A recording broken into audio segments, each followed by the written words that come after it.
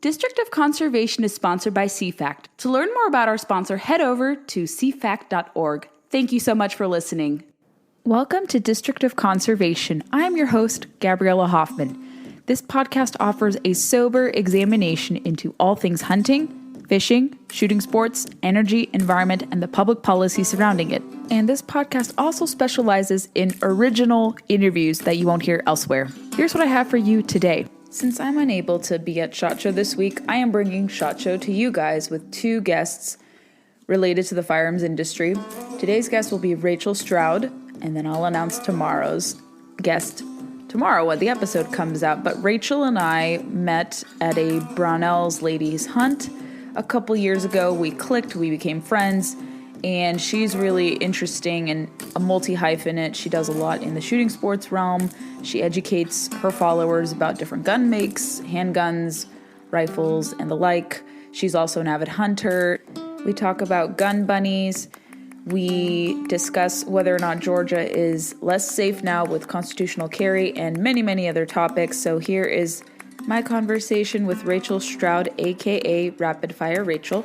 Let me know what you think. Rachel, thanks for hopping onto the podcast. It's so good to catch you. I know you've been busy, but it's good to be able to catch up with you and have you tell your story to my listeners. It's about time, too. I mean, we've been trying to do this for like over a year now, right? I know. Well, since we first connected in Michigan at the Brownells women's shoot that we did, it was a lot of fun. Oh my gosh. Yeah, I still think back to that. And it's hard to believe that it was been over a year since we were there. It is. And some of us didn't have good luck, but you had great luck. And I remember showing the video clip of you getting, I forget what it was. I think it was a woodcock. Yeah. And people were like, what is that bird? I've never seen it. So you had great luck. I think most of our party had good success, but it was challenging, but it taught me a lot of lessons about hunting in thick brush. So I got a good education from that too. I got a real education on what thick brush actually is. It's very different. Yeah, it is. And we have a lot of undergrowth and stuff here in Georgia, but nothing like that. Rachel, why don't you explain to people how you got to be so interested in firearms and also hunting? So I think, I think there's two sides of everything, right? You either have people that are brand new to shooting and are learning in their adulthood. I started when I was a child. My dad, it was very much his hobby, and he wanted to include us in what he loved to do. So I grew up around shooting. I've been shooting since I was about 3 years old. And, there were times in my life where it wasn't what I loved to do. But once I got into my teenage years, my dad started bringing out some of his more interesting guns in his collection, and I was hooked. Just absolutely loved it. So now it's something that we still do together. I actually get to go to a lot of industry things with my dad. We go to SHOT Show together, go to a bunch of different shoots together. And for a long time, we went to Knob Creek, which was a huge machine gun shoot out in Kentucky, twice a year, every year for 10 years. You guys do post about that all the time. And I love seeing that connection because my dad and I have that too.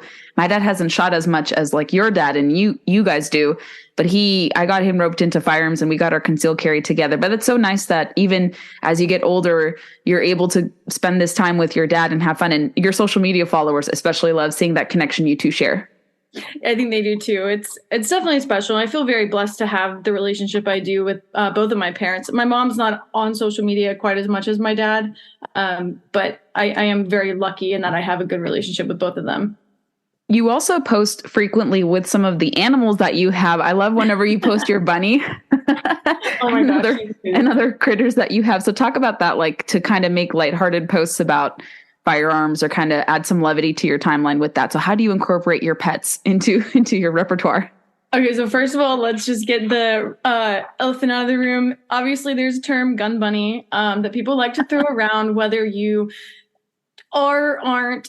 The definition varies depending on who you're talking to. So I do have 2 rabbits. I grew up with rabbits. And then a few years ago, I actually went on a rabbit rescue and helped to rescue a couple of rabbits that were domesticated and then dumped. So I have 2 rabbits and I play around with them and goat guns, and they're my gun bunnies. We also have ducks and chickens. I've got a ton of ducks. And we just adopted a puppy. Yes, a cute Bernese mountain dog. Yes, Monty the mountain dog. He's actually in my floor right now chewing something he's not supposed to. Hey. Such a good breed. How is having him so far? Is it an adjustment? So, I mean, a little bit. It's something that we've been wanting for a long time. I had two large dogs growing up, Roxy and Arlie, and they're still around, but they're primarily at my parents' house. So Monty is my husband and I's first dog together, and he's honestly amazing. Like, he came to us pretty much potty trained. Where he's had like a couple of accidents. Other than that, we've had no devastating loss of anything chewed, which is incredible. And he already knows how to sit and lay down and roll over, which I think he's smarter than I am. But yeah, 3 weeks and he's already doing all this. So I'm pretty impressed. They're a very smart breed. And I don't know if he's like his cousin, the Pyrenees, but the Pyrenees are known to shepherd animals and keep the flock. Did you hear about that story of a Pyrenees in Georgia, in your state, that actually protected the flock from like 8 coyotes? Did you hear about that story? Yeah, I saw that going all over the internet. And it's incredible. A Great Pyrenees is something that we want once we get more land. But what we loved about the Bernese is that they can do all of that, but they're also really good companion dogs and really good with small animals, small children. So hopefully, Lord willing, we will be blessed with children and we'll have this great dog to grow up with them. It's such a beautiful breed. It's one of my must-have breeds when I'm able to afford one too, because I just love it's beautiful markings. They're so well mannered. They're very sweet. Like, I've never heard of an aggressive Bernese mountain dog. Like, you never hear about that. They're not as controversial as like pit bulls or Dobermans or German shepherds, but they're just such a sweet, sweet breed. So when I saw you post and announce that, I was like, oh my gosh, I can live vicariously through Rachel, the Bernese mountain dog. I'll make all the notes for you. So whenever you do get one, I can give you a good heads up on it. I appreciate that. What I love about your social media too, Rachel, you always post like a gun of the day post. What led you to do that, and why do you do that? And you highlight some really fascinating makes. Like you highlight handguns, rifles, shotguns. Like, what propelled you to do that?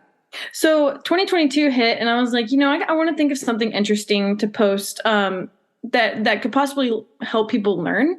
So obviously, gun culture, gun industry, a lot of people focus on ARs, a lot of people focus on AKs. I wanted to do something where we're looking at everything. So we're looking at the old, we're looking at the new, we're looking at the 1800s innovation, everything. I just wanted to share everything, because people get so focused in on what they see every day.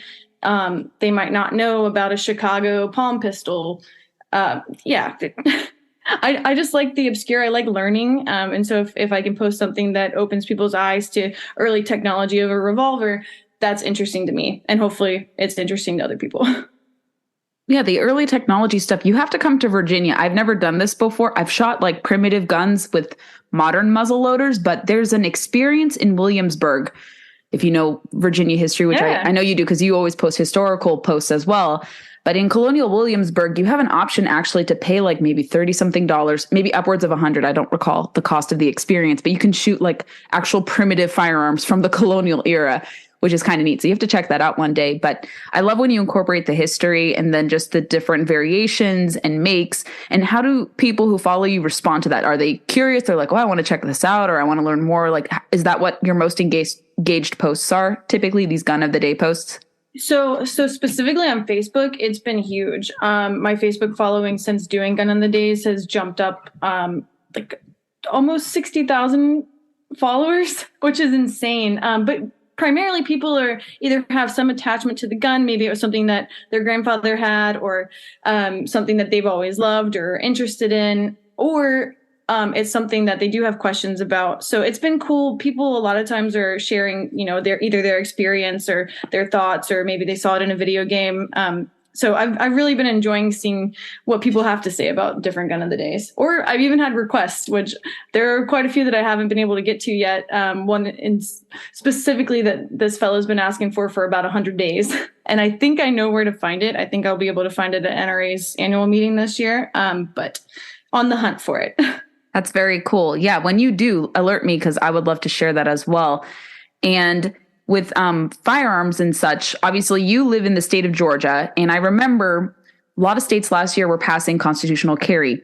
They had warned a lot of people who work alongside me in media in different outlets were warning that if Georgia and other states pass constitutional carry, it'll be the Wild Wild West. So can you report to my listeners what exactly is happening? Are you guys the Wild Wild West, or is everything okay? I can 100% report to you that doesn't really feel like a lot has changed here in Georgia. Yes, we did pass constitutional carry, but I know several people are still renewing their concealed carry permits just because it makes it easier for them going to other states that maybe don't have constitutional carry. It's also a shorter process for going to a gun store and buying a gun. So I personally renewed mine, and I know several other people that did, but it's really nice that we don't have to. It is an added luxury. I mean, it shouldn't be viewed as a luxury. It should be viewed as our rights. But yeah, I think a lot of people misunderstand that these laws just give you free like ability to not be responsible. And if you read the legislation, it says it's allowed for everyone except those who have criminal convictions against them. Like that's what it clearly states in the little fine line in all these bills. It's like if you're already barred from owning firearms, you're not going to be able to enjoy concealed carry. That's what a lot of these people misunderstand, in my opinion.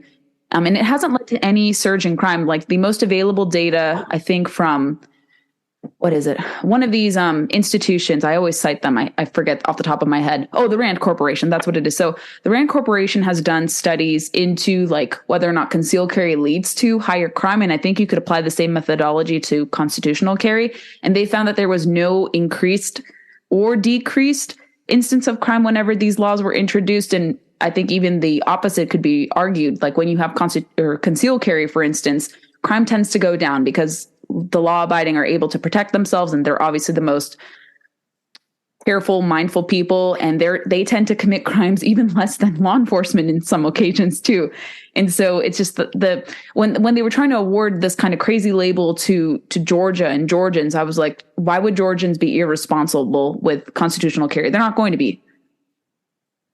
No, I don't really believe they would be. I think any sort of crime rise that has happened would be specifically in the Atlanta area. And I think that would have stemmed from the previous mayor and her no chase policies and all of those type things. So what is it like to work with companies in the outdoor industry? I know you work very closely with Brownells as one of their field agents for their Bureau of Propaganda. But what other companies have you worked with across the years? And you mentioned that you've started to go solo more so. Could you elaborate on that as comfortably as you want to? Yeah, so it's kind of a fun, freeing, but also a little scary feeling to say in 2023, I am finally working completely for myself. I don't at this moment have any secondary job. And I love that my husband is supporting me in this and believes that I can actually do it. So yeah, for the first time in a very long time, I don't have a job other than working for myself, which, yeah, like I said, a little bit scary, but really exciting. I have worked with Brownells since about 2016. They are one of the first companies I ever worked with as far as social media goes. I absolutely love the guys at Brownells.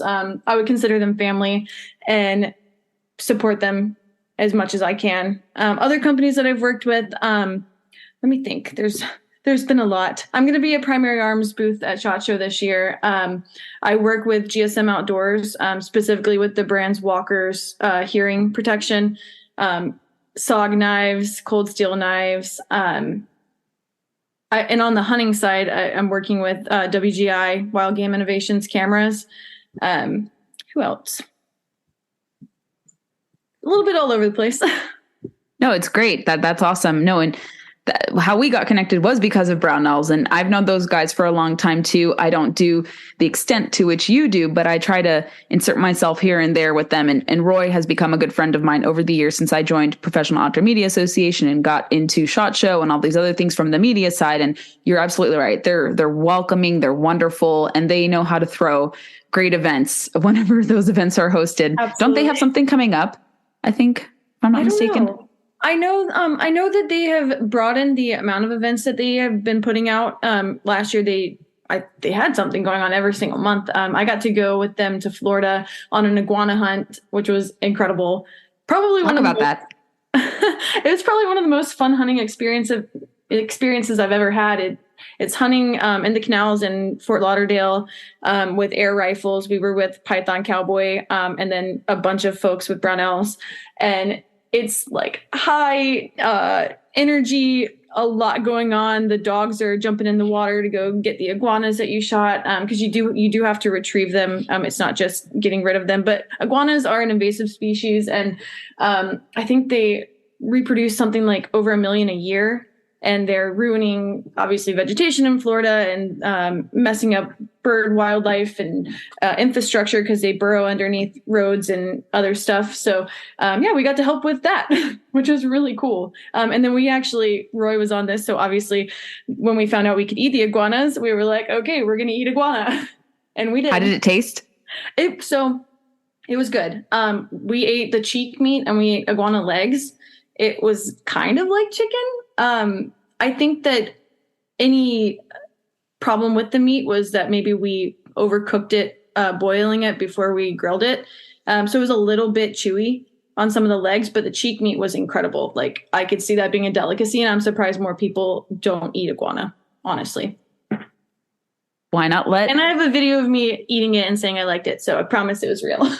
I have to look through that because that would be funny to see as well. But yes, I've heard it tastes like chicken. They are everywhere. I remember going fishing almost 2 years ago with a friend of mine who does work when he's not like going fishing, and he raises alligators privately too. He works for the water district in Broward County or Fort Lauderdale, one of those. Well, Broward County encompasses Fort Lauderdale, so somewhere over there. And he took me to several different spots like canals and community ponds where you can publicly access it. And when we were fishing for peacock bass, we would encounter iguanas every single spot we went to, especially like the areas in residential neighborhoods. It was crazy how ubiquitous and omnipresent they were. Like, it was scary. I thought they would attack us at some point. And there was a group of a mother duck and her like 8-9 ducklings, and we were worried that the iguana was going to snatch them. Yeah, I know they're supposed to be primarily vegetarians, I guess. I don't think they're supposed to eat meat as much, but I think they do, because I've seen videos of them eating meat, but supposedly they don't. I could see them eating eggs, though. Did you guys get to do peacock bass fishing? We did, yeah, the first day. Did you catch any? I did. Yeah, I think everybody did. And then there were 4 different types of fish that we were looking for. Peacock bass was one of them. And then there was like I can't remember what it was called. If it was like a clown snake or clownfish. I don't know if it was clownfish. I could have sworn it was snake something. Snakehead? I don't know. It's probably those two. It was a weird looking thing. They said that they're not supposed to be in the lake, but somebody released them as pets. Of course. Hence them being in the lake now. And I think the only person that caught all 4 was Cody, which was awesome because it was cool just to see them. Florida does have an array of amazing fish. It's incredible. I mean, some of them are naturally occurring. Some of them are non-native and invasive brought in. So you do need to manage them, much like you do with hogs or other type of species that creep up. And did the Python Cowboy talk about like finding pythons? Because people have inserted those into the Everglades and they're a huge problem. So I was not on the same boat as him. Our group was big enough that we had to split up into 2 different groups. So I didn't get to talk with him a whole lot about that. I would like to go back and go on a python hunt though. And I know he's Python Cowboy. So he's got some crazy stories about hunting pythons. Yeah, I don't know. I know they're dangerous and I know he's had his arm ripped open before, but oh my gosh, pretty wild. Since you have talked about iguana hunting, I know you do regular hunting as well, because we've gone on trips and you've done it, I think, probably longer than I have. But what led to your interest in hunting? Was it in conjunction with your foray into firearms? Did you do it since you were a little girl? Your dad taught you, or did you learn how to hunt separately or in a different, I would say, stage of life? So growing up, I didn't actually hunt a lot with my dad other than going with him and sitting in the woods. And that was just something we kind of like to do. I like to listen to the birds in the morning, and I still love that about hunting. We primarily deer hunted when I was a child.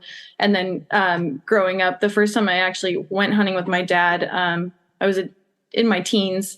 And I think we probably went out with me hunting, I can't tell you how many times before I actually got a deer.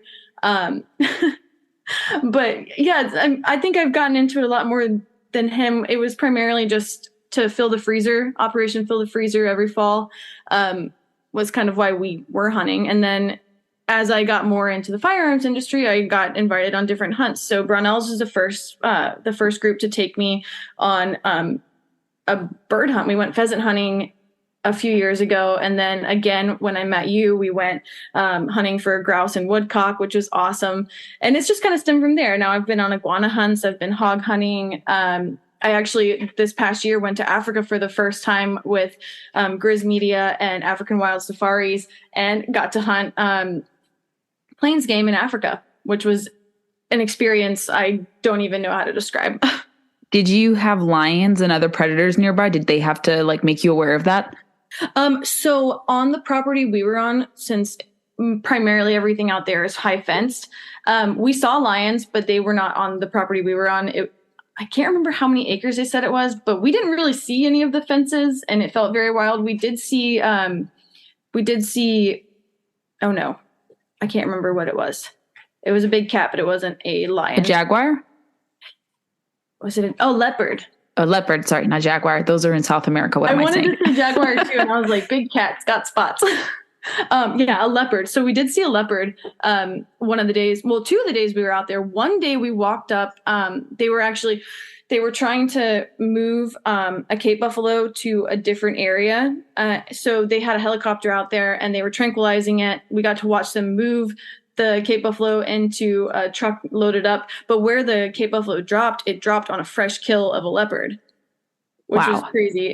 The leopard had pulled a springbok buck and the tree right next to where the Cape buffalo dropped. So that was crazy. And then we actually saw one running around while we were out there. So it's kind of intimidating. Like, maybe there weren't lions on this property, but literally everything out there can kill you. That's true. And have you watched the Yellowstone spinoff 1923? It's kind of focused on this. I won't give anything away to you, but I love that they show one of the characters, one of the Duttons, is a big game tracker, which is very fascinating arc. And I was like, whoa. So I won't give away, but you have to watch it because this storyline is really fascinating and people are loving it, even if they don't like hunting. Yeah, I'm really excited to watch that. I actually, while we had just started watching Yellowstone while we were in Africa. I think we were like a season in, and I was like, man, you could do the exact same thing, a South African version of Yellowstone, and talk about the generations of people that have been on this property, because the folks that own African Wild Safari, it was his grandfather's land before it was his father's and now his, and him and his brother are running this together. But then the folks that work on the property, they've been there for generations too. So it's just it was incredible to get to know everyone there. Do you have any goals for hunting coming up? Have you done anything much out west, or is that still on your goals of things to do? I have not done anything out west. I really haven't done anything. There's a ton of stuff I'd like to do. Have you? I mean, bear hunting has to be on your mind, like a black bear hunt, because those are everywhere in Georgia. So I'll say this: I've never really wanted to hunt bear, but I also never thought I'd ever, first of all, ever go to Africa or ever really want any kind of taxidermy. And now I don't know, it's like evolving, right? So the further I get into it, the more I want to do, and the more I'm doing things that I might not necessarily have thought I wanted to. But then the experiences that I've gotten from them have been something that I'm very thankful for. Yeah, and it does build up the interest in hunting. I think for me, I would love to get an elk one day. We now have elk hunting in Virginia because of the efforts of different stakeholders here. And it's so nice to be like, okay, maybe in some distant future, I can draw for a tag and it's only going to be like $15 to do the base entry. And then you do like $40 for the license if you get drawn as a resident. So like I would only pay 50 some odd dollars to hunt elk in my state if I'm lucky. Wow. One day awesome. In the future. And so, I mean, it's going to be only like 5 or 6 people that can hunt the elk initially until we get like a bigger population, but you should try to draw for the Virginia tag. You won't have anything to lose. Okay. Yeah. Why not? Elk is something that I would love to do. I'd love to even just see a moose in real life. Yeah. There were so many moose. I didn't see any close to me, but I was told when I was traveling in like Northwest Montana past year to look out for moose in the national forest. I didn't see anything, no trace of them. The only time I saw a moose was a dead one that a young hunter had harvested on the first day of Chiros moose season in Colorado when I was vacationing there. And it was so cool to like talk to the guy and be like, how was it to get a moose? And he was super happy. And this was in a Safeway parking lot where they needed to buy some more supplies and bags and whatnot. And so it was kind of fun to talk about that. But yes, moose would be fun to see. And they're delicious too. And from what I've been told. I don't know. It's hard to see them in our corner of the U.S. in the Southeast. They don't really reside here. No, they definitely don't. We've done a lot of road trips. My husband and I love road trips. And we actually went up to Glacier National Park a few years ago. And I was like, oh, I just hope we see a moose. We saw a grizzly bear, which was intimidating in its own way. But we saw a lot of elk, but moose is something I'd love to see. If my listeners want to know anything about you that you haven't discussed or some kind of final thoughts that you have, what would you want to share with everyone? Oh man, I feel like we only barely tipped the iceberg here. I don't know. Any fun plans? You said SHOT Show. Is there anything else that you're going to be appearing at this year? So I'll definitely be at SHOT Show. I normally do go to NRA's annual meeting. I love that event and the fact that anyone can go to that. So I enjoy getting to meet the people that have supported me all of these years. And other than that, I'm trying to let this year be a little less travel. Last year was insane for me in all the best ways, though. But yeah, I'm trying to spend a little more time at home. We just got the puppy. We've got a lot of plans for the house and a lot of stuff to do around here, and focus a little more on pumping out some content for YouTube. So that's the plans. Relaxation doesn't hurt. I'm in the same boat because, like you, I had a very insane travel schedule. It'll ramp up a little bit later, but not now, which is nice. So I totally feel you. Rachel, if people want to connect with you, where is the best place for them to follow you? List all your social media accounts if you can. All of them. Okay. So on Instagram, Rachel B333, Facebook, YouTube, Twitter, everything else is RapidFire Rachel. Wonderful. It is so fun to catch up with you. I have no doubt we'll probably cross paths again. I'm going to try to get you to some conferences at some point, but don't be a stranger. And if you want to come back anytime on the podcast to share anything you're working on, please be my guest and come back on anytime. Awesome. Yeah, I'm counting on it. And now that you mentioned the Williamsburg event or the Williamsburg experience, I feel like we need to do that. So we have to do that. That would be fun to document. Absolutely. Thanks, Rachel. Really appreciate you coming on. Yeah, thanks for having me. Thanks for listening to District of Conservation. I hope you enjoyed today's episode. If you haven't already, make sure you find us on your preferred podcast player. We largely circulate on Apple, Spotify, and countless others, but those are our two big podcast platforms we want to push. Make sure you're subscribed there, especially on Apple. If you like the podcast a lot, go leave us some reviews. We'd be more than grateful to get some 5-star reviews from you guys. Moreover, we are on Facebook, Instagram, and Twitter, and a little bit on YouTube. We don't populate there, but connect with us on social media. Find me personally on social media with blue check marks.